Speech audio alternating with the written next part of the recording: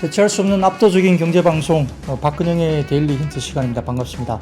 오늘 5월 9일 시간이고요. 오늘이 목요일인가요? 예, 벌써 한 주가 확 지나갔습니다. 시간 정말 빠릅니다.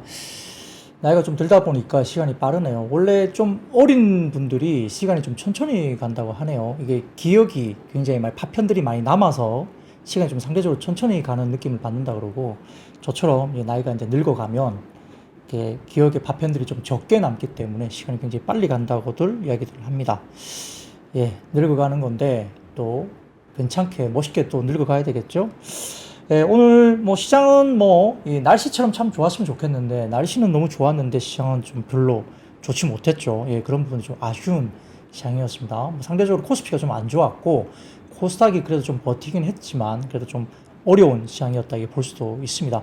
또 특정 섹터가 오늘은 너무 이제 치우치면서 이제 한쪽은 급등이 나오고 다른 쪽은 좀 힘들게 갔던 이야기이기 때문에, 일단은 그런 부분들에 대해서 오늘 시장 관련된 이야기를 좀 해보겠습니다.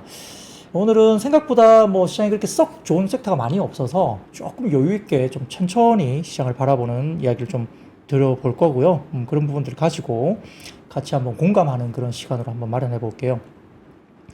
자, 시장 동향을 한번 이야기를 해볼까요? 코스피는 1.76포인트 정도 하락 출발을 일단 했습니다. 장 초반 시초가는 2743포인트 코스피가 일단 출발을 했는데요. 장 초반부터 외국인들은 현선물 매도로 시작을 했고, 기관은 현물 매도, 선물 매수 출발을 보였습니다. 그래도 굉장히 경계하면서 시작했다고 볼 수 있죠. 현물을 일단 양 주체가 팔면서 시작했기 때문입니다. 이 반도체와 2차 전지가 일단 주춤한 가운데 웹툰은 이제 우리 나 혼자만 레벨업 관련된 어제 1,500만 명 사전 예약이 돌파했던 새로운 게임이 나오면서 역시 DNC 미디어 같은 종목들도 같이 이루어지면서 급등각이 나왔죠. 그래서 웹툰 종목도 좀 괜찮았고요. 그 다음에 미용기기, 화장품, 면세점, LCC 항공 이런 쪽도 괜찮았고, 의료기기나 그 다음에 조선과 조선기자재 피팅도 장 초반 일단 상승 출발 보였습니다.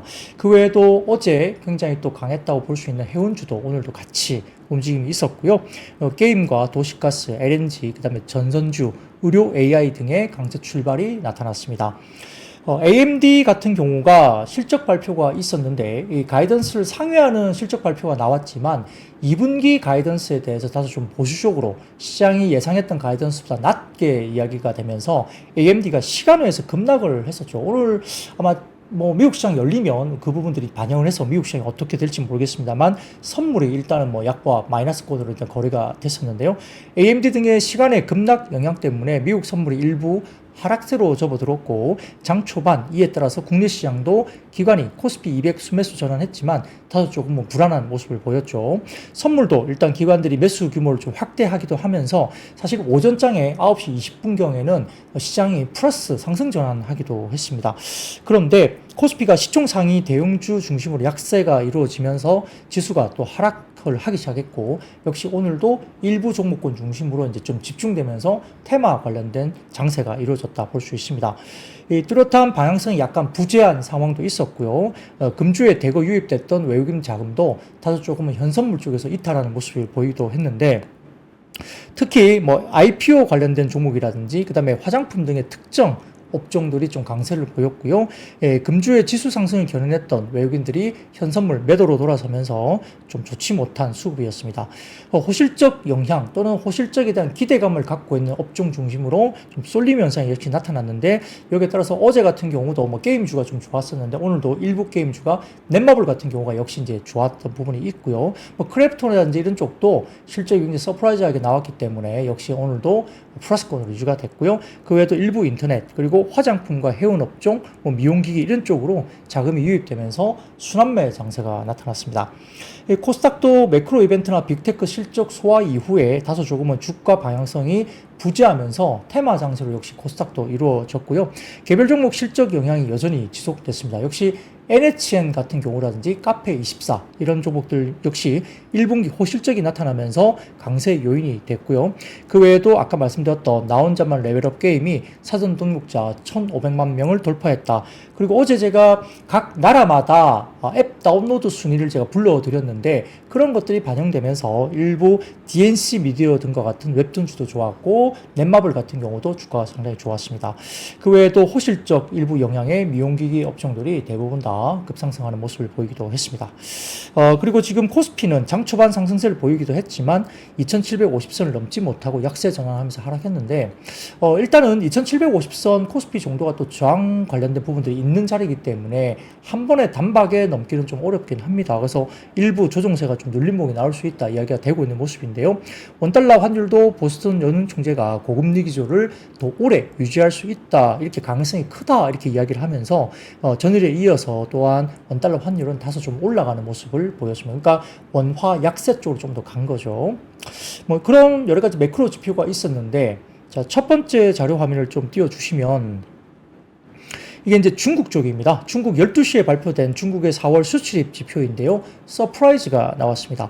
4월의 중국 수출액은 전년 동월 대비 1.5% 증가했고요.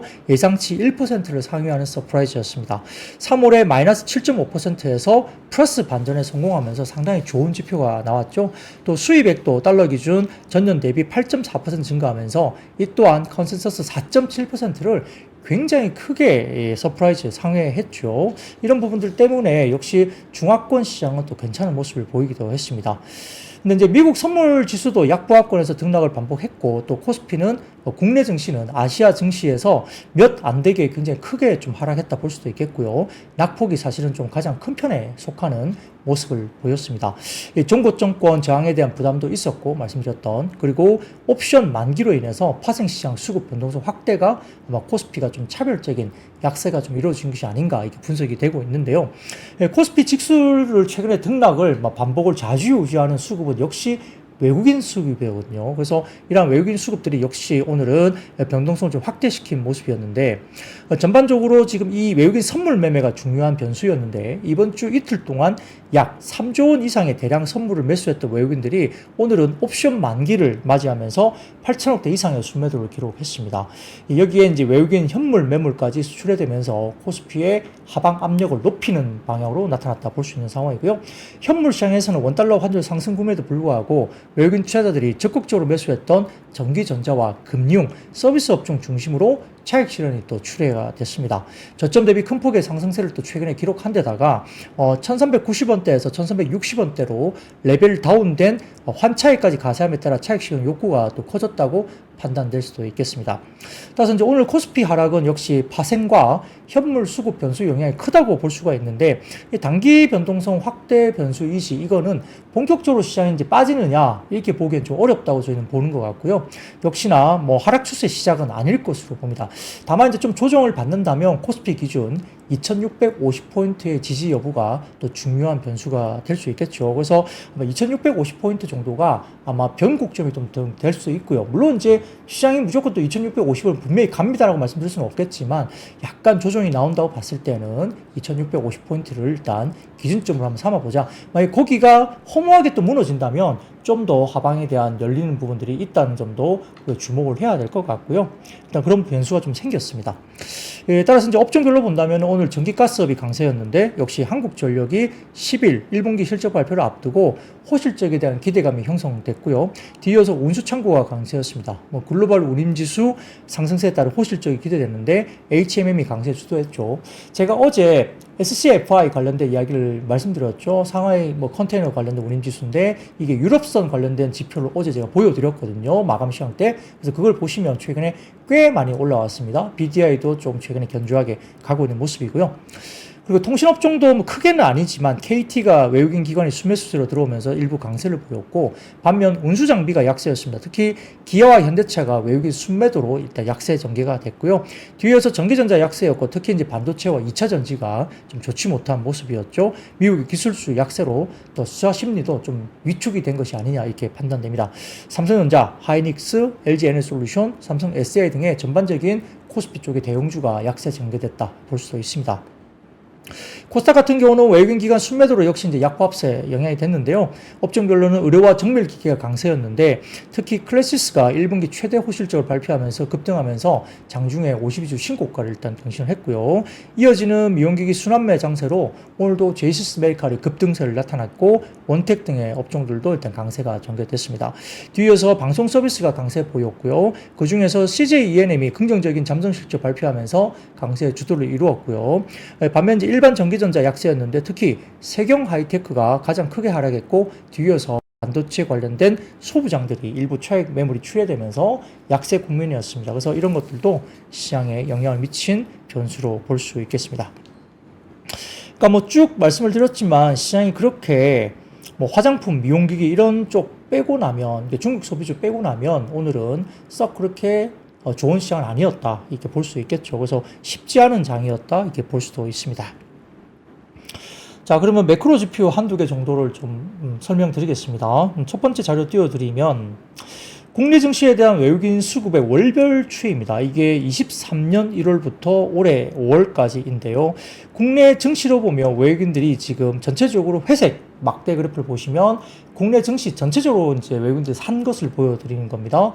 24년, 그러니까 작년 연말부터 보면 11월, 12월 보면은 국내 증시를 꽤 많이 샀죠. 예, 그래서 23년 1월 이후에 외국인들은 국내 전체 시장에 32조 8천억을 샀습니다. 작년 23년 1월 이후입니다. 그러니까 1년 한 4, 5개월 정도까지 지금 32조 8천억 정도 샀죠. 근데 그 가운데 반도체가 31조 9천억입니다. 매수가. 그래서 반도체 빼고 나면 거의 산 게 없다는 거죠. 그래서 반도체에 거의 1년 5개월 정도, 1년 4개월 정도에 거의 올인했다. 외국인들은 이렇게 볼 수 있습니다. 근데 여기 보면 2차 전지가 이제 보입니다. 2차 전지가 짙은 오렌지 색깔로 보이는데 최근에 팔고 있죠. 예. 2차 전지 수급이 안 들어오고 있습니다. 그래서 이런 것들을 본다면 다소 아직까지는 2차 전지가 수급이 조금은 좀 보수적으로 보고 있는 것 같다. 이렇게 외국인들 수급은 그렇다는 겁니다. 그래서 반도체 쪽에 좀 집중되는 것이 최근에 눈에 띄고 있다는 것이 역시 보이고 있는 모습이고요. 자, 그리고 그 다음 사진 하나 보여드리겠습니다. 그 다음 사진 보여드리면 이게 이제 최근에 휘발유 가격이 미국 쪽에서 꽤 많이 올라가기 시작하면서 반등이 꽤 나왔습니다. 그러다 보니까 야, 이거 인플레 지표가 또 굉장히 좀 튀어오르는 거 아닌가 걱정을 많이 하시는 것 같아서 제가 가져와 봤는데 올해 휘발유 가격은 빨간색 보시면은 YTD 기준으로 2005년 이후의 평균 추이와 거의 동일하게 움직이고 있습니다. 조금 올라가고는 있어요. 연초에 1분기, 2분기 접어들면서 약간 휘발유가 올라가고 있고 특히 2분기 접어들면 뭐 드라이빙 시즌 들어오죠. 그렇기 때문에 일부 미국 쪽에 휘발유 가격이 올라가는데 이게 최근에 보면은 2005년 이후의 평균 추이를 보시면 파란색이거든요. 거의 비슷하게 움직이고 있다는 겁니다. 그러니까 하반기 드라이빙 시즌이 끝나고 나면 최근에 2005년 이후에 거의 20년간의 평균 추이를 보면 거의 비슷하게 움직일 것이다. 그래서 하반기 물가에 대한 에너지 기여도고 굉장히 감소할 가능성이 높게 형성될 것이다 보는 겁니다. 그러니까 최근에 다소 조금은 미국 시장이나 휘발유 가격이 조금 올라가는 부분들 때문에 현재 너무 두려워하지 마시라. 네, 그래서 CPI 관련된 부분에 대해서 지금은 일부 시장에서 보면 어제도 제가 한번 말씀드린 것 같아요. 하반기에 CPI가 잡힐 거라고 뭐 골드만삭스였나요? 제가 어제 자료를 보여드렸는데 그쪽도 그러한 것이 이제 하반기에는 지표 관련된 부분들이 좀 물가 지표가 하반기 이후로는 좀 낮게 형성되면서 잡힐 거다. 이렇게 보고 있다는 제가 자료를 하나 보여드렸습니다. 뭐 비슷하게 휘발유 가격도 아마 이런 추세로 갔을 때 어떤 특별한 변수가 생기지 않는다면 뭐 지금과 아주 달리 우리가 전혀 예상하지 못했던 어떤 특별한 변수가 생기지만 않는다면 거의 비슷한 경로로 가고 있다. 그래서 최근에 휘발유 가격의 상승을 너무 우려하지 마시라 이렇게 말씀을 드리고자 합니다. 자, 이런 것들 관련해서 이제 매크로 지표까지 저희가 좀 이야기를 했고요. 자, 다음입니다. 그러면 이제 이렇게 시장과 매크로 지표를 제가 설명 먼저 드렸고 이제는 업종별로 일단 이야기를 좀 드려보겠습니다. 역시 오늘은 뭐나 해도 역시 오늘은 화장품, 뭐 미용기기, 그 다음에 의료기기 이쪽이거든요. 역시 오늘은 급등각이 나왔죠. 그래서 일단은 먼저 화장품 소비 관련해서 화장품 관련주입니다. 역시 CNC 인터라든지 실리콘2 뭐 이런 종목들 그리고 하물며 LG생활건강까지도 굉장히 좀 오늘 급등을 했죠. 그래서 화장품 관련된 종목들이 굉장히 좋았는데요. 자, 이제 최근에 원화 약세 중국 연휴가 또 겹치면서 한국을 찾는 중국인들이 상당히 늘고 있다. 그래서 주요 면세점 업체들이 중국 관광객, 단체 관광객들을 받기 위한 한창 분주한 모습을 보이고 있다라고 이제 평가를 받습니다. 네, 좀 보자면 롯데 면세점이 최근에 지난 7일 날 크루즈를 타고 방한 중국 단체 관광객 6호죠. 왔는데 얼마나 온지 아십니까? 4,000명이 들어왔습니다. 4,000명. 예. 그래서 롯데 면세점이 중국 단체 관광객 4,000명이 명동 본점 쪽에 방문을 하면서 쇼핑을 했다 이렇게 밝혔습니다. 엄청난 숫자죠, 롯데 면세점에. 그래서 코로나19 엔데믹 이후에 4,000명 이상의 중국 인센티브 단체 관광객의 한국 방문은 지금 최초입니다. 이 정도 규모는. 그래서 그 신라 면세점 같은 경우도 중국 최대 여행 정보와 생활 정보 리뷰 플랫폼인 메이투안, 따종디엔핑 이쪽 관련된 쪽에 전략적 사업 제휴를 하면서 중국 관광객 유치를 위해서 굉장히 지금은 업무 협약을 체결하고 중국인 관광 유치에 굉장히 공격적으로 나서고 있다 이렇게 알려주고 있습니다. 그러니까 면세점이 많이 들어오면 아직까지는 화장품과 향수 쪽으로 많이 살 수밖에 없습니다. 그러다 보니까 이런 쪽에 이야기가 나오고 있는 것 같고요. 특히 업계에서는 이제 원화 약세 흐름에 좀 집중을 하고 있는데, 역시 이제 우리가 일본을 많이 가는 이유도 그거잖아요. 환율. 환율 때문에 굉장히 유리하니까 일본을 많이 여행 가듯이 중국인 입장에서도 환율이 유리해지니까 한국에 올 요인이 생기는 겁니다. 그래서 원화 약세 흐름에 이제 이게 상당히 좀 긍정적인 환경이 되고 있다고 보고 있는데, 1위안당 원화가 지난해 7월 175.5원 정도 수준에서 계속 오르다가 올해 4월 이후로는 190원 선까지 등락을 하고 있습니다. 그러니까 원화가 약세가 계속 되고 있다는 거죠. 그만큼 위안화 대비 원화가 점점 싸게 거래되고 있는 겁니다. 그러니까 중국인들 입장에서는 한국을 찾아서 소비를 할 만한 여력이 더 생기니까 결국은 이런 원화 약세 국면에 중국인들이 더 들어온다 이렇게 볼 수도 있는 겁니다. 그래서 이제 오늘 화장품 상승의 또 배경을 본다면 수출 호조 지표가 나왔고 외국인들의 관광객 증가 추이가 확실히 보이고 있고 APR 등의 뭐 미용 의료 기기들의 또 최근에 약간 좋은 흐름 이런 것들도 있는 거고, 또 아까 말씀드렸던 환율 부분 때문에 관광객들이 역시 한국에 들어올 수 있는 동인이 된다는 거고요. 또 일부 개별 종목들의 1분기 실적이 워낙 좋게 나왔다. 아까 말씀드렸던 CNC 인터내셔널, 그다음에 실리콘2 이런 종목들이 엄청나게 지금 실적이 잘 나왔죠. 그러다 보니까 이제 기대감이 계속 생기는 겁니다. 그와 관련해서. 그래서 오늘 보면은 면세점, 뭐 글로벌 텍스프로나 신세계 등도 그랬고, 실리콘2, 그다음에 삐아, 그다음에 뷰티 스킨 이런 화장품들 뭐 CNC 인터내셔널 관련이죠. 그건 또 좋았고요. 그다음에 LCC 업종입니다. 그래서 이런 쪽도 일부 NCC 같은 경우도 뭐 실적이 또 괜찮았죠. 그런 것도 그렇고요. 그래서 이런 중국 소비 관련주들이 오늘 굉장히 좋은 모습을 보였다 이렇게 볼 수 있겠습니다. 자, 그러면 좀 재밌게 오늘 이야기 해볼게요. 자, 첫 번째 사진 한번 띄워드릴까요? 네, 후 제품입니다. 후 제품. 이게 하나증권에서 오늘 이제 이 제품 관련된 부분들을 코멘트 하시면서 LG생활건강의 주가 상승 코멘트로 이제 이야기를 했습니다. 그래서 중국에서 지금 1분기 호실적 관련된 부분들이 나오고 있는데, 1분기에 중국 쪽에서 하이 싱글 이상의 성장을 하고 있다. 그러니까 하이 싱글이면 뭐 약간 뭐 8, 9 이렇게 7, 8, 9 이렇게 높은 성장률이 나온다는 거죠. 그리고 더후 같은 경우는 두 자릿수 성장이 이제 있을 수 있다 이렇게 이야기를 하는 것 같습니다. 그리고 2분기 또한 성장 모멘텀이 지속될 것으로 지금 LG생활건강이 지금 분석이 되고 있다고 하는데, 4월에 중국 이커머스 판매 동향 견조한 것으로 공유되고 있다. 이게 뭐냐면 그러니까 외국계 증권사가 발간한 레포트에 따라서 4월에 중국 이커머스 판매 동향이 굉장히 견조하다고 이제 리포팅이 되고 있다는 거죠. 그래서 하나증권에서 그걸 이야기를 언급을 했습니다. 그래서 지난해 4분기 1000기단 리뉴얼에 이어서 올해 3월 비첩 자생 에센스 리뉴얼 제품이 런칭됐는데, 아마 뭐 아까 올려드린 이 제품 관련해서 뭔가 있는 것 같고요. 현재 국내 올리브영에서도 구매가 가능하다. 이게 왜냐면 이게 뭐 예를 들어서 아모레퍼시픽이나 LG상황과 같은 이렇게 비싼 제품이 올리브영에 거의 입점을 안 했죠. 뭐 면세점에서만 판매하고 비싼 제품들이 잘 안 들어갔는데, 자, 그 다음 보여드릴까요? 그 다음, 이렇습니다. 올리브영에서 이제 설화수도 올리브영에서 만나세요. 야, 이러다가 다이소에도 들어가는 거 아닌가? 이제 뭐 이건 농담입니다만 다이소에 VT가 들어갔잖아요. 그러다 보니까 이게 올리브영에 이제 설화수까지 들어가는 겁니다. 어쩔 수 없어요. H&B가 지금은 거의 시장을 주도하니까 이렇게 가는 겁니다. 고가 제품 라인들이 이게 뭐 어떤 리뉴얼을 통해서 가는지 모르겠지만 역시 설화수도 올리브영으로 들어간다는 거죠. 그만큼 올리브영의 파워가, 마켓 파워가 엄청나게 형성되고 있고 그것을 인정할 수밖에 없다는 겁니다. 이런 것들 관련해서 결국은 이제 시장에서 평가를 받고 있다 그런 거고요. 더군다나 지금 그 다음 사진 보여드릴까요? 스타일 코리안 이렇게 해갖고 해외 쪽 이제 뷰티 사이트인데 보시면은 역시 여기 보시면 조선미녀나 코사렉스 이런 종목들이 지금은 관련해서 지금 굉장히 높게 형성되고 있는 거죠. 그래서 탑 베스트셀러 쪽에 들어가는 보시면 조선미녀 제품과 코사렉스 제품이 바로 떠 있습니다. 해외 쪽에 들어가 있는 거죠. 그래서 미국 쪽도 지금 온라인 침투율이 좀 낮았는데요. 상대적으로 미국 시장이 지금 온라인 침투율이 올라오면서 아마존과 같은 이런 온라인 침투율이 올라오면서 그쪽에 조선민요나 코스알엑스 관련된 종목들이 이제 관련된 제품들이 이제 1위에 베스트셀러에 들어가고 있다 보니까 그러면 뭐가 관련이죠? 이런 관련된 종목들이 조선민요나 코스알엑스 관련된 종목들이 역시 뭐 J2K 바이오라든지 펌텍코리아 이런 쪽도 이제 될 수도 있다는 겁니다. 그래서 이런 종목들도 역시 같이 관심을 받은 종목으로 볼 수 있습니다.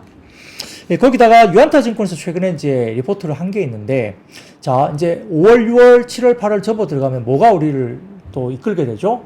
예, 선케어 제품, 선케어. 이 선케어 제품이 시장이 굉장히 큽니다. 그래서 우리가 미국 쪽의 북미 시장이 역시 기본 스킨케어 관련된 뭐 스킨이나 로션 제품이 30%대 정도밖에 안 되고 아시아 쪽에 한국, 중국, 일본이 50에서 60% 정도가 스킨케어 기본 기초 제품이 이제 많이 팔린다고 봤는데 미국이 30%대에서 스킨케어 제품에 대한 비중이 늘어나면서 이 스킨케어 제품 그리고 중저가 라인은 한국이 잘한다. 그래서 미국 쪽의 제품 라인에서 한국 쪽의 브랜드의 점유율이 계속적으로 올라가면서 중소 인디 브랜드가 큰다. 이게 이제 논리였는데 선 제품도 지금 미국 쪽에서 이제 확장을 하고 있다. 그러니까 미국 사람들이 이제 선 제품 별로 선블럭을 많이 안 발랐죠.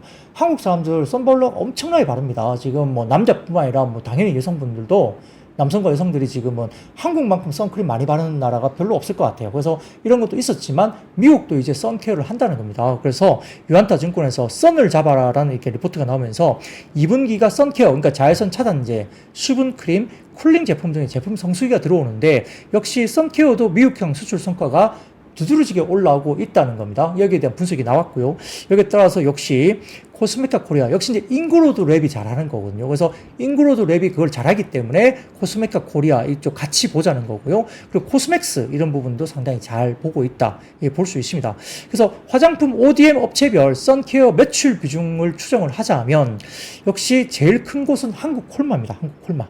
한국 콜마가 한국이 23% 그리고 중국이 27%로 한국 제품이 이제 결국은 선케어 제품 매출 비중이 높고요. 그 다음에 코스메카 코리아입니다. 한국이 13% 정도 되고 잉그로드랩 미국 그 법인이 40% 정도 되고요. 그 다음에 코스맥스죠. 코스맥스가 한국 9%, 중국 4%, 미국이 4%입니다. 그러다 보니까 이 선케어 관련된 종목이 역시 아까 말씀드렸던 코스메카 코리아, 잉그로드랩, 특히 이제 잉그로드랩이 많이 하는 거죠. 미국 법인이. 그리고 그 외에도 코스맥스는 한국 콜마 이런 것들이 이제 언급이 되고 있죠. 네, 그런 것들 좀 보시면 될 것 같고요. 그 외에도 오늘 실리콘2가 어닝 서프라이즈를 내면서 실적이 굉장히 많이 좋았죠. 그러다 보니까 역시 실리콘2는 플랫폼 스타일 코리안을 통해서 전 세계 국가에 역직구 수출을 하고 있습니다. 그러다 보니까 이게 중국에 오리엔트 된 게 아니라 뭐 미국 쪽의 제품 뭐 이런 것들 관련된 부분에서 매출 비중이 높기 때문에 실리콘2가 엄청나게 오늘 스프레스를 내면서 주가 퍼포먼스가 굉장히 좋았죠. 실리콘2의 사업은 여러 가지 뭐 CA, PA, 풀필먼트 사업으로 구성이 되는데 이번 1분기 사업부문별 매출 비중을 보면은 여러 가지 부분에서는 결국 한국 뷰티 제품을 판매하는 사업자를 대상으로 한 플랫폼을 운영하는 게 압도적으로 실적이 좋게 나온 겁니다. 그래서 실리콘2의 가장 큰 고객사가 어디냐면 역시 조선미녀와 코스알엑스죠. 그러다 보니까 오늘 실적이 굉장히 좋게 나올 수밖에 없다고 볼 수 있고요. 그리고 최근 라운드랩이라든지 아누아 역시 급성장을 하면서 실리콘2의 성장을 이끌고 있습니다. 그래서 특히 작년 브랜드 성장률을 보면은 라운드랩이 1700%. 그러니까 엄청나게 많이 이제 성장을 한 거고요. 아누아도 2386% 성장을 했죠. 물론 이제 이거는 기저가 낮아서 이제 조금 올라가면 그렇게 볼 수도 있겠습니다만 아무튼 브랜드 성장률이 라운드랩과 아누아가 굉장히 많이 올라왔는데 지역별 수출 현황에도 보면은 23년 전체 수출 대비 올해 같은 경우 미국과 중화권 지역에서도 중국에 대한 의존도가 낮아지면서 미국에 대한 수출 물량이 실리콘2가 굉장히 늘어나고 있다는 게 보입니다. 지역별 수출 물량을 보면 22년도에는 중국이 22.8, 미국이 16.1%인데 23년도 같은 경우는 중국이 19.7%로 역성장을 보였지만 미국이 18.3%로 많이 올라왔죠. 그러다 보니까 결론은 미국 쪽의 K뷰티 브랜드들이 고성장을 지속하고 미국 쪽 매출 비중이 90%가 넘어가는 또 잉그로드 랩 같은 경우도 이번에 실적 기대감 상당히 높게 올라올 수 있다고 이제 분석이 될 수도 있습니다. 그러니까 기대감이 형성되는 거죠. 자, 그래서 첫 번째 자료 화면 보여드릴까요? 그러니까 실리콘2 관련된 자료 화면입니다. 그래서 이렇게 KBT의 위상이 올라가고요. 밑에 보시면 퍼블리셔 기능도 하고요. 그 다음에 로컬라이제이션, 그러니까 지역별 전문화된 현지 마케팅 노하우가 있고, 그 다음에 인큐베이션, 그러니까 결국은 신생 브랜드 동반 성장을 하면서 9개 브랜드 쪽에 지분 투자까지 들어가면서 실리콘2가 성장을 하고 있는 거죠.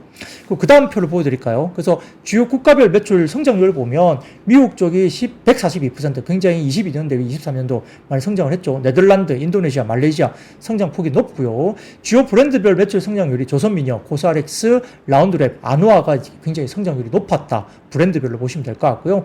그리고 역시 보시면은 스킨케어, 선케어 쪽에 매출 성장률이 상당히 좋았죠. 그리고 클렌징 마스크, 그 다음에 메이크업 쪽도 성장을 하고 있다. 이렇게 볼 수 있습니다. 그래서 그 다음 표를 보여드리면 전체 매출 대비 미국과 중화권 매출 비중인데 역시 이제 미국과 쪽에 상당히 좀 매출 비중이 올라오면서 역시 미국 쪽의 성장이 중국 쪽의 어떤 부분들을 메이크업을 하고 있다. 이런 모습을 실리콘2가 보여주는 모습을 보이고 있습니다. 탄요울님, 뭔 이야기를 하는지 하나도 모르겠음. 예, 잘 들어보십시오. 그리고 저녁에 주무시기 전에 한 번 더 들어보세요. 예, 그렇습니다.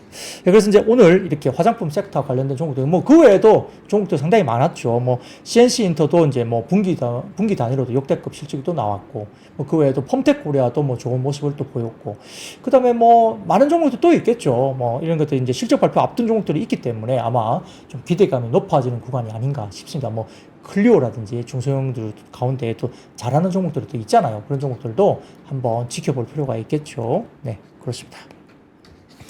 자, 그리고 오늘 이 화장품 말고도 미용기기, 오늘 불을 뿜었죠. 미용기기 관련된 레이저 쪽인데요. 네, 상당히 미용기기 업종에 대해서 이야기를 좀 드릴 게 있는데, 자, 첫 번째, 그 다음 표를 좀 보여드리면, 미용기기 월별 수출 데이터입니다. 여기 보시면은 위쪽에 강남구, 오른쪽에 금천구, 그 다음에 아래쪽에 고양시, 유성구 등등이 있는데, 자, 수출 데이터 보시면은 제일 왼쪽에 보시면, 상단 왼쪽에 보시면 강남구죠. 강남구는 어딜까요? 크레시스입니다. 크레시스. 예. 강남구. 어닝 서프라이즈 나왔죠. 1분기 실적이 굉장히 좋았습니다. 그래서 다우투자증권에서 오늘 목표 주가를 6만원까지 올렸습니다. 타겟 프라이스 PER 밸류에이션을 32배까지 올렸죠. 그래서 크레시스는 한 30배 정도까지 봤습니다. 최근에 크레시스 가격 주가 자체가 지금 시가총액이 거의 30배 정도까지 주는 분위기가 나오고 있기 때문에 역시 대장주의 면모를 갖고 있는 상황이고요. 그다음에 위쪽 상단의 오른쪽 금천구입니다. 금천구. 크리스스 못지않게 굉장히 좋습니다. 금천구는 어딜까요? 제이시스 메디칼이죠. 역시. 예. 굉장히 좋습니다. 아마 실적 발표가 나온다면 조심스럽게, 네. 지금 크리스스가 실적 어닝 서프라이즈 나왔죠. 역시 어닝 서프라이즈 가능성 저는 개인적으로 가능성 있다고 봅니다. 그리고 아래쪽 왼쪽에 보시면 고양시 조금 지지부진하죠. 자, 패스하고요. 오른쪽 아래 보시면은 유성구입니다. 유성구는 어디입니까? 원택입니다. 원택 올리죠. 원택도 예, 실적이 좋을 가능성이 굉장히 크다 봅니다. 그래서 이렇게 보시면 좋을 것 같고요. 그래서 지금 뭐 크레시스가 30배 정도 받고 있지만은 여타 지금 밸류에이션이 싼 종목들을 보시면은 역시 제이시스메이칼이나 원택 등이 상대적으로 굉장히 쌉니다. 밸류에이션이. 그렇기 때문에 역대급으로 분기 실적이 나온다고 한다면 뭐 충분히 밸류에이션 개입을 메워야 되는 상황이기 때문에 역시 굉장히 이런 부분들도 보셔야 될 것 같고요. 자, 그러면 그 다음 표를 보여드릴까요? 글로벌 미용기기 업체 주가 퍼포먼스입니다. 자, 오렌지 색깔 보이는 것이 역시 23년 성과인데 연간 상승률이죠. 보시면은 비율이 163% 가장 급등했네요. 23년 기준으로 많이 올랐죠. 비율이 이미 PER 밸류가 20배가 넘습니다. 한 22배, 23배까지 올랐습니다. 비율이. 그래서 제일 많이 올라왔고요. 그 다음에 어딥니까? 클래시스가 105% 올랐죠. 그 다음에 원택도 작년에 많이 올랐네요. 근데 원택이 아직까지 한 16배, 17배 정도까지는 봤습니다. 아직까지는 원택이 많이 올랐지만 좀 밸류에이션 부분에 대해서 아직은 매력이 좀 있다 보이고요. 파마 리서치가 56% 올랐는데 파마 리서치도 제일 쌉니다. 밸류만 놓고 보면 사실은 파마 리서치가 제일 싸요. 밸류에이션이 10배 초반 정도 될 것 같습니다. 그리고 작년에 제일 못 오른 게 어딥니까? 제이시스 메디칼입니다. 거의 못 올랐어요. 23% 작년에 올랐는데 제이시스 메디칼은 현재 PER 기준 13배 정도 수준입니다. 크리시스가 30배 정도 받으니까 비율이 22배 받으니까 글쎄요. 제이시스 메디칼이 작년에 제일 못 올랐고 13배, 14배? 예, 갈 길이 멀겠죠. 판단하시면 될 것 같고요. 그래서 작년 미용기기 업체 주가 관련해서 보시면 효과가 굉장히 적다고 보시면 될 것 같습니다. 그래서 좀 싼 밸류에이션을 본다면은 역시 어느 종목을 우리가 공략해야 될지 아니면 크리시스와 같은 대장주를 공략해야 될지 그거는 판단을 하시면 될 것 같고요. 여기에 대해서 다울투자증권에서 결국은 이제 핵심은 뭐다? 매드스파입니다. 미국의 북미 쪽에 진출 가능성이 있는 이런 쪽의 매드스파 쪽인데 역시 우리가 말하면 국내 미용기기 업종들은 내수 기준으로 봤을 때는 1,300억 정도까지 충분히 합니다. 맥시멈 1,300억 정도 수준까지는 내수만 갖고도 해요. 근데 거기에서 퀀텀 점프를 하려면 결국은 북미 시장 등을 포함한 수출 지표가 나와야 된다는 거죠. 특히 북미 시장이 가장 큰데 다울투자증권에 따르면은 북미 시장의 미용 의료 시술 시장의 핵심 성장은 20조 원 경우의 매드스파입니다. 이쪽이 엄청나게 크죠.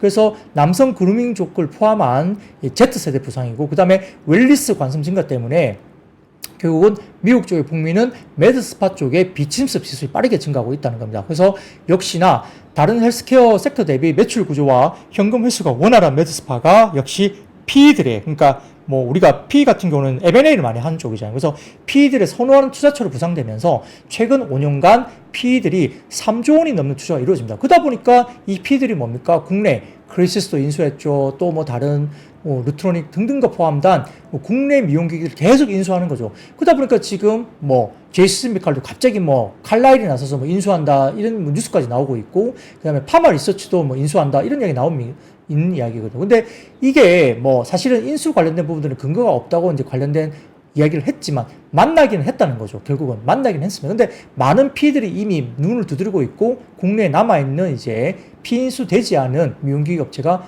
몇 개 없다는 거죠. 대부분 다 피인수가 됐습니다. 그러다 보니까 남아있는 몇 개 업종, 그 제이스메칼과 관련된 파마 리서치가 언제 어떻게 갑자기 뭐 M&A가 된다는 이야기가 나올지도 모른다는 겁니다. 아직까지는 결정된 건 없습니다. 그렇긴 하지만 충분히 지금 PE들이 계속적으로 두드리고 있다는 점도 우리가 봐야 될 것 같고요.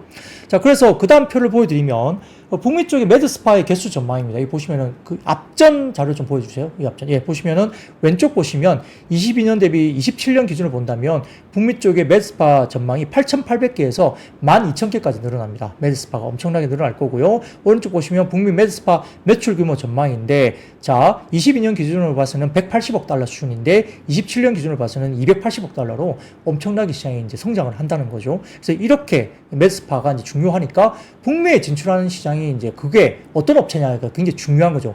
북미에 진출할 수 있는 업종들이 중요한 겁니다. 자, 그 다음 표를 보여주시면 연간 미국의 비침습 미용 시술수입니다. 이 보시면은 결국 1997년도 같은 경우는 70만 건 정도밖에 안 됐습니다. 근데 2020년 기준으로 봐서는 약 시술수가 400만 건 정도가 되는 거고요. 북미 시장에 나타나고 있는 전체 글로벌 어떤 비침습 시술 관련된 부분들이 거의 최대치입니다. 북미 시장이 가장 큽니다. 그래서 오른쪽 보시면 국가별 의료 시술 침투율인데 자, 한국이 침투율이 20%가 넘어요. 그러니까 한국이 역시 뷰티와 관련된 시술을 엄청나게 많이 하고 있는 건 맞아요. 20%가 넘고요. 그 다음에 미국 쪽이 그 다음으로 15%가 넘습니다.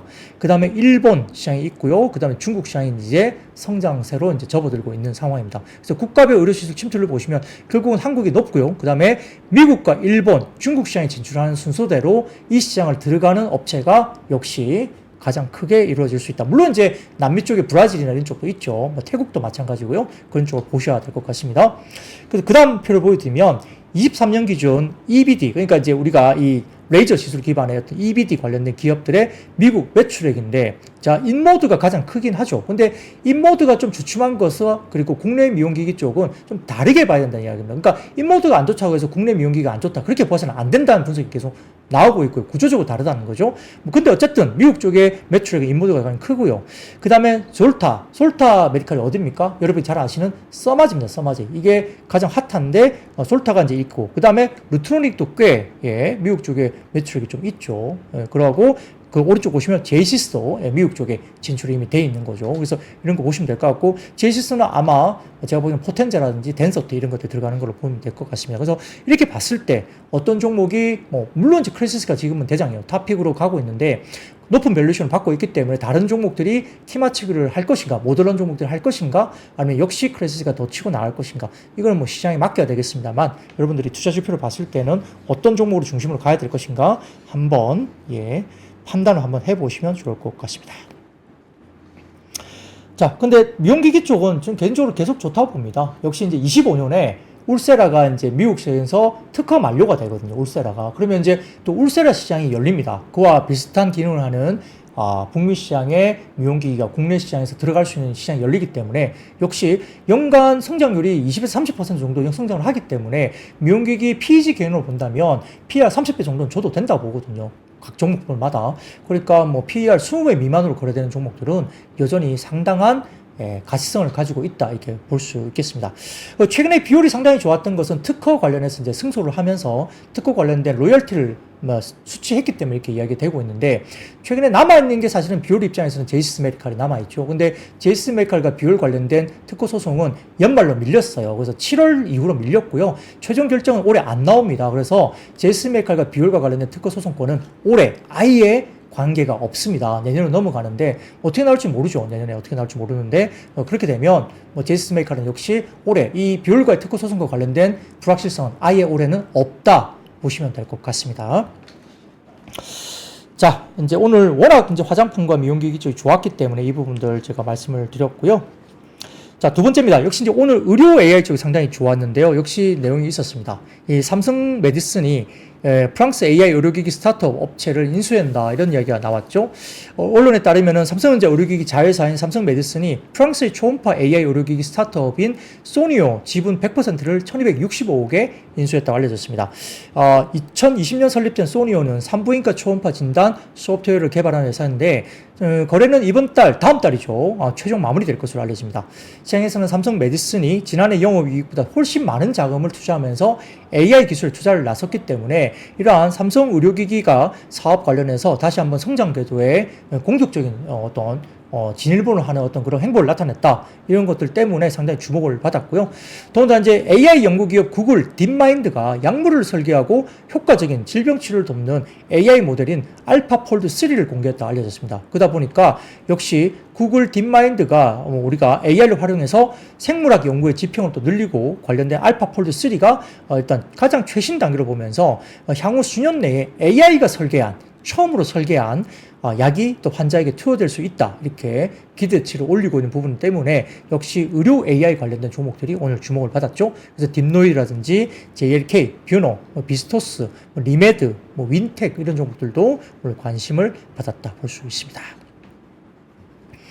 자, 그리고 세 번째 섹터입니다. 오늘 역시 이제 관련된 종목들 가운데 일부 철강주와 중소형 철강주와 그다음에 강관업종 그리고 전기차 일부 관련된 종목들 이런 종목들도 일부 상승을 보였는데 자, 외신에 따르면 미국 정부가 역시 중국산 제품의 저가 물량 공세가 미국 제조업에 위협이 된다고 볼 수 있겠죠. 그래서 대응 방안을 고심하고 있는데 역시 이제 바이든 정부가 철강이나 전기차 등의 값싼 중국 제품이 IRA 등을 통해서 육성하고 있는 미국 산업에 굉장히 위협적일 수밖에 없다. 이렇게 포지션을 갖고 있습니다. 그래서 트럼프 행정부도 과거에 중국산 제품에 부과한 관세를 계속 검토하고 있고 전략적 산업에서 중국산 제품에 부여하는 관세 인상을 또 고려한다. 이런 이야기가 있었죠. 바이든 행정부도 당국자들이 중국 정부가 지난 수십 년간 해온 것처럼 주요 산업에서 이제 경쟁자 시장 점유율을 확대하고 외국 경쟁사를 파산으로 내몰기 위해서 지금 굉장히 자국 기업에 대한 계획적인 지원이 있다라고 보고 있는 거고 중국 제품의 생산, 그 다음에 가격 정보를 면밀히 주시하면서 중국 정부의 보조금을 받는 제품의 수입을 막거나 줄인다 이게 되고 있습니다. 그래서 알리나 쉬인, 테무 이런 것들도 이제 성장을 하고 있죠. 그런 것들 때문에 상당히 좀 첨예하게 이렇게 굉장히 이야기를 하고 있는데 자, 근데 어떻게 좀 거꾸로 보면 알리나 쉬인, 테무가 중국 쪽에 초저가 제품을 이렇게 공급을 하면서 제 생각에는 오히려 미국 쪽에 인플레 지표 잡는 거 아니에요? 엄청나게 초저가 제품을 공산품, 이렇게 필수 소비재 이런 것들 등등을 포함해서 미국 쪽에 풀리고 있잖아요. 그러다 보니까 저는 오히려 미국 쪽이 막는다고 행정부는 이야기를 하지만 실제 생활에서는 오히려 인플레 지표를 잡는 어떤 그런 역할도 한다 생각이 듭니다. 그런데 아무튼 그럼에도 불구하고 지금 미국 상무부 장관이 미국의 하원 세입소위원회 청문회 출석해서 중국 견제를 위한 미국의 통상 정책의 최우선 순위로 규정을 했다. 이렇게 이야기를 하면서 아마 관련된 필요한 조치를 모두 취하고 중국산 또 커넥티드 차량에 대해서 전기차이겠죠. 그런 차량에 대해서도 수입 금지를 포함한 조치까지 고려하고 있다. 이런 이야기까지 하다 보니까 이제 아까 말씀드렸던 일부 이제 철강 업종, 중소형 철강이라든지 그다음에 강관 업종 그리고 일부 전기차 관련된 종목들이 이제 주목을 받은 모습이 보입니다.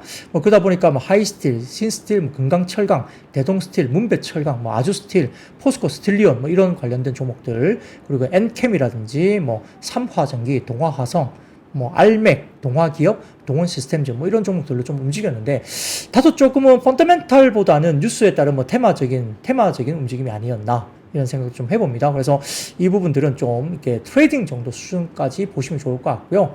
이걸 뭐 펀더멘탈리 엄청 좋아져서 갑자기 뭐 주가가 좋아진다 보기에는 아직까지 조금은 조심을 좀 하셔야 되는 쪽으로 보시면 좋을 것 같습니다. 자, 그리고 네 번째 이슈입니다. 윤석열 대통령이 저출생 대응 기획부 신설 추진 발언이 있었기 때문에 오늘은 일부 엔젤 산업이 상당히 좋았습니다.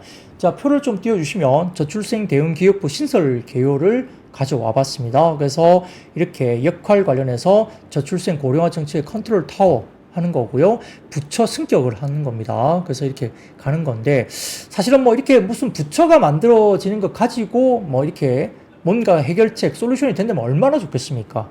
근데 저출생 대응은 상당히 힘들죠. 이게 뭐 돈을 풀어도 쉽지 않은 정책이기 때문에 이것은 구조적으로 이렇게 아이를 낳을 수 있는 어떤 뭐라 그럴까, 우리 어떤 뭐 완전히 환경이 좀 이루어져야 되는데 만만하지 않습니다. 이게 굉장히 복합적이고 어렵기 때문에 단순하게 뭐 부처 하나 만든다고 해서 또 단순하게 돈을 하나 푼다고만 가지고 정말 이게 저출생이 뭔가 이렇게 해결책이 될까 생각을 할 수 있겠습니다만 아무튼 그럼에도 불구하고 윤석열 대통령이 굉장히 방점을 가지고 적극적으로 관심을 가지고 있는 것이 또 중요하죠. 의지를 갖고 있다는 게 되게 중요합니다. 그래서 거의 이제 국가 비상사태라고 불릴 수 있다. 이게 중요합니다. 왜냐하면 너무 출산이 적어지면 결국 이제 나라의 어떤 성장률의 문제가 되는 거거든요. 그러다 보니까 상당히 중요한 이야기인데 국가의 모든 영역을 총동원하겠다 이렇게 의지를 또 밝혔기 때문에 이런 부분 관련해서 이제 시장에서 이제 역시 엔젤 산업이라든지 이런 부분들 주가가 움직였는데 당장 이제 이 부서가 이루어진다고 해서 뭐 그런 관련된 종목들이 뭐 다음 분기 그리고 올해 내에 갑자기 뭐 실적이 뭐 엄청나게 좋아진다 이건 아니겠죠. 그런데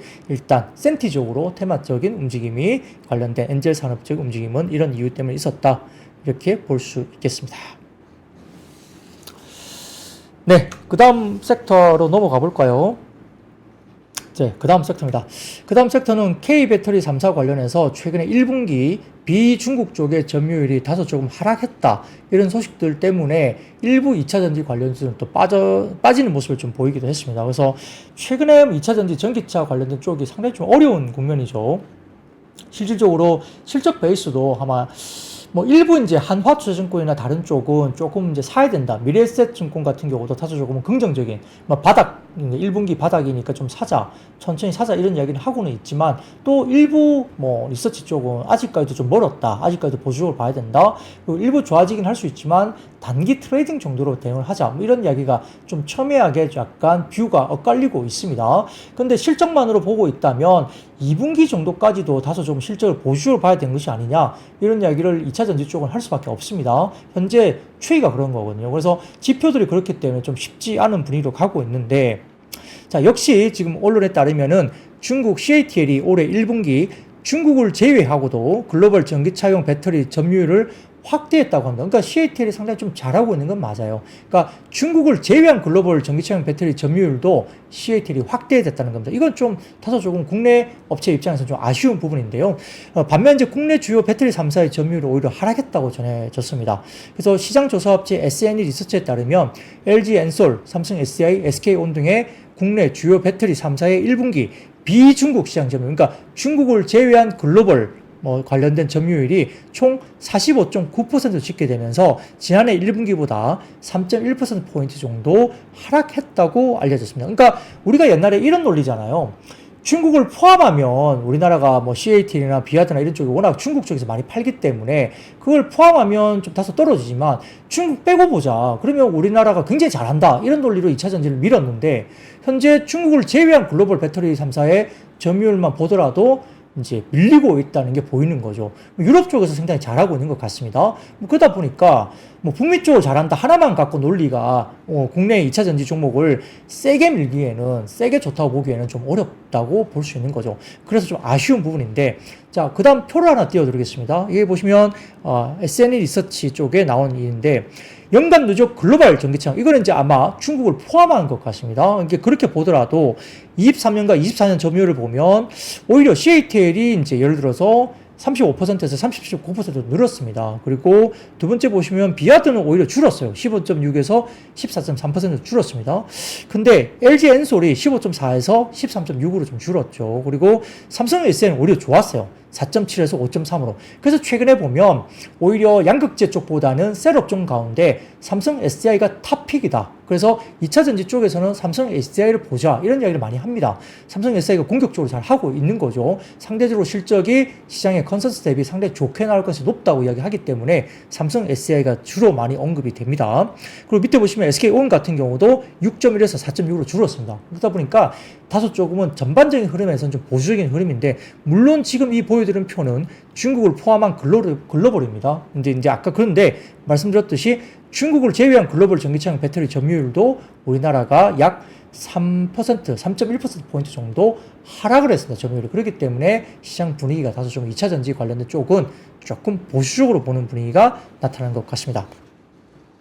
자, 그래서 지난해 1분기에는 LG엔솔이 1위였죠. 중국을 제외한 글로벌 점유율이. 그때 점유율이 28.1% 정도였고요. CATL이 글로벌 중국을 뺀 점유율이 지난해 1분기가 CATL이 2위 26.4% 기록했지만, 올해는 CATL이 전년 동기 대비 20.3% 성장한 21.3GW시로 점유율을 27.5%로 늘렸습니다. 그러니까 중국을 제외한 글로벌이 CATL이 작년에 2위에서 26.4%에서 27.5%로 올라온 거고요.